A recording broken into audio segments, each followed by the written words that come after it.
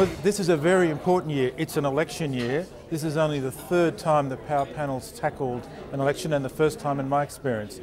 And so, of course, we are all focused on the question of trying to talk about power in 2007, knowing that in just a few months we'll have a new government of whichever persuasion, trying to make sense of power as whole sets of things are about to shift is a real challenge.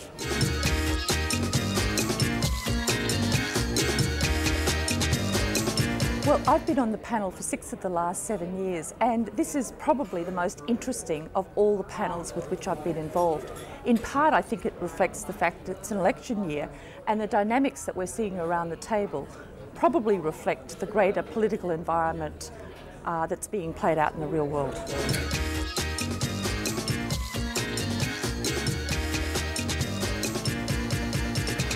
The most exciting one yet that I've been on.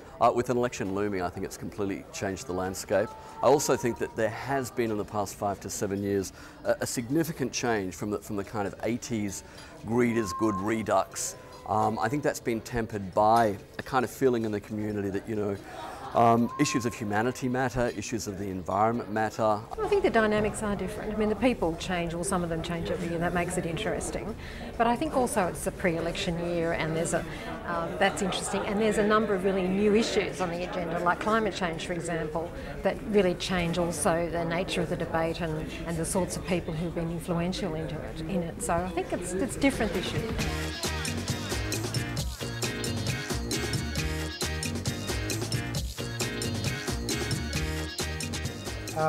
Labor's rise is the big change. For quite a few years, Labor has been struggling even to have a name amongst the 10 most powerful people, but suddenly Rudd is all important. I think it's all about the rise and Kevin Rudd. I do think that there's still a big skew towards parliamentarians and politicians and their advisors who influence power in this country. I think the most obvious is that we're actually in an election year. So power is really in the lap of the gods in terms of what happens in November.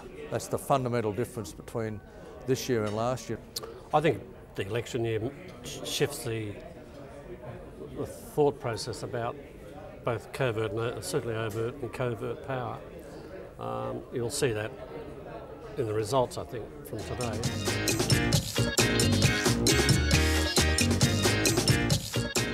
I think it's been a very enjoyable experience. I like the interaction between the participants. I like the opportunity to kick issues around. We're kicking around the sort of issues at the heart of sort of political and economic and social debate in the country at the moment. It's caused me to reflect on the very different definitions of power that are available, because perfectly obvious if you look at the discussion and the spread of the votes that a whole bunch of intelligent and well-meaning sort of people have got very different reflections of what power really means. As a new panelist, I have found the experience really interesting, particularly as a lot of the debate is being led by people who have been in a position of power.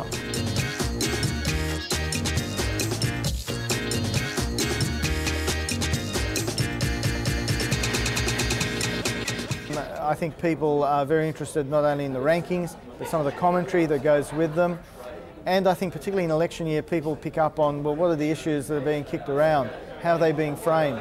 And because you've got a fairly diverse group here, I think you're getting a good cross-section of views on those issues. I found it a fascinating discussion in terms of also beginning to understand what the issues are that we're dealing with. I mean, it's clearly some of the big issues are around sort of things like ageing populations, global economy, climate change, some of those sorts of issues around human capital and sort of constraints on workforce.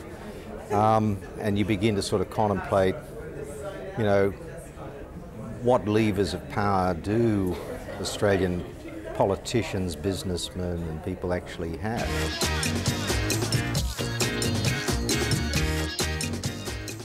It's made me focus a bit more on the other elements of power, softer power if you like, in terms of social and cultural issues.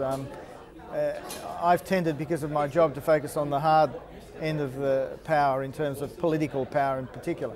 But no, it's given me, I think, a more multifaceted view of what power's about, and also the divide between covert and overt power, and a bit of a better understanding of what people are getting at in making that distinction.